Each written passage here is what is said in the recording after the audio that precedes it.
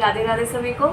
मैं डॉक्टर प्रीति अग्रवाल। इस वीडियो में आज हम बात करेंगे हेमोरॉइड्स के बारे में। हेमोरॉइड जिसे पाइल्स भी बोलते हैं और हिंदी में बवासीर। इस वीडियो में आपको पूरी जानकारी देने वाली हूँ कि बवासीर क्यों होता है, उसके क्या सिम्टम है, क्या प्रिवेंशन है, कैसे हम होम्योपैथी से ठीक कर सकते हैं। तो इस वीडियो को अंत तक देखिएगा एंड पसंद आए तो लाइक शेयर जरूर कीजिएगा, और अगर आपका कोई डाउट हो तो वो भी मुझे कमेंट सेक्शन में जरूर।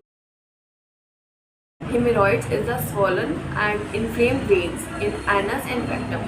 एनस और रेक्टम जहाँ से हम स्टूल पास कर रहे हैं, वहाँ की जो ब्लड सप्लाई कर रही है ब्लड वेसल्स, वही उनकी स्वेलिंग हो जाती है, इन्फ्लेमेशन हो जाती है, यानी कि सूजन हो जाती है, और इसी वजह से उसी कंडीशन को हम हेमोरॉइड्स बोलते हैं। अब बात करते हैं कि हेमोरॉइड्स क्यों होते हैं। इनके 3 कारण हैं। सबसे पहला है वज़न बढ़ जाना। ओबेसिटी के केसेस में बहुत ज़्यादा ये होता है कि हेमोरॉइड्स होने के चांसेस रहते हैं। सेकेंड है प्रेगनेंसी में क्या है, लोअर एब्डोमेन में जब बेबी का वेट कैरी करने के वजह से जब भी फीमेल्स जो हैं स्टूल पास करने जाती हैं, उनको स्ट्रेन काफ़ी लगाना पड़ता है, और ड्यू टू स्ट्रेनिंग जो है उनके पाइल्स बनने के चांसेस रहते हैं। थर्ड केस आता है डाइट। जब लोगों की डाइट अच्छी नहीं होती है, हम लोग अच्छा खाना नहीं खाते हैं, ज़्यादा प्रोसेस्ड फूड खाते हैं, जो बाहर का ज़्यादा तला भुना खाने की वजह से कॉन्स्टिपेशन होता है, एंड कॉन्स्टिपेशन की वजह से ही ज़्यादा स्ट्रेनिंग लगानी पड़ती है, and straining is the main reason जिसमें पाइल्स होने के चांसेस होते हैं। सिम्टम इसमें आता है सबसे पहले पेन ड्यूरिंग पासिंग स्टूल और आफ्टर पासिंग स्टूल। पेन बहुत ज़्यादा रहता है, पेशेंट बहुत अनकंफर्टेबल होते हैं, डिस्कम्फर्ट स्टेज में होते हैं, उनको बैठना उठने में प्रॉब्लम होती है, मतलब पेन बहुत ही ज़्यादा एक्सट्रीम होता है। ब्लीडिंग होती है कुछ केसेस में, जिनको हम ब्लीडिंग पाइल्स भी बोलते हैं। नेक्स्ट आता है इचिंग। बहुत केसेस में ये देखा गया है कि उनको बहुत टाइम तक एनस रीजन में इचिंग की परेशानी रहती है। एंड इसमें एक आता है फिर लास्ट लम्प, जो कि छूने पर जो है आपको अपने एनस रीजन में है एक लंप नज़र आता है, सूजन नज़र आती है, जो कि वेन्स की सूजन होती है। तो ये 4 सिम्टम आपको देखने को मिलेंगे in case of hemorrhoids.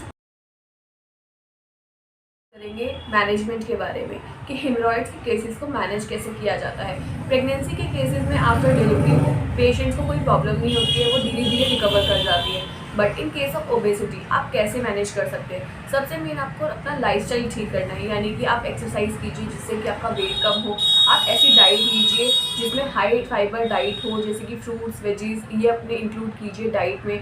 Water intake अपना बढ़ाइए ताकि आपका एक तो वेट कंट्रोल हो, और वेट कंट्रोल भी हो, साथ में कॉन्स्टिपेशन भी कंट्रोल हो। एंड इस दोनों को मैनेज करने के बाद आपके हेमोरॉइड्स के केसेस में काफ़ी सुधार आता है।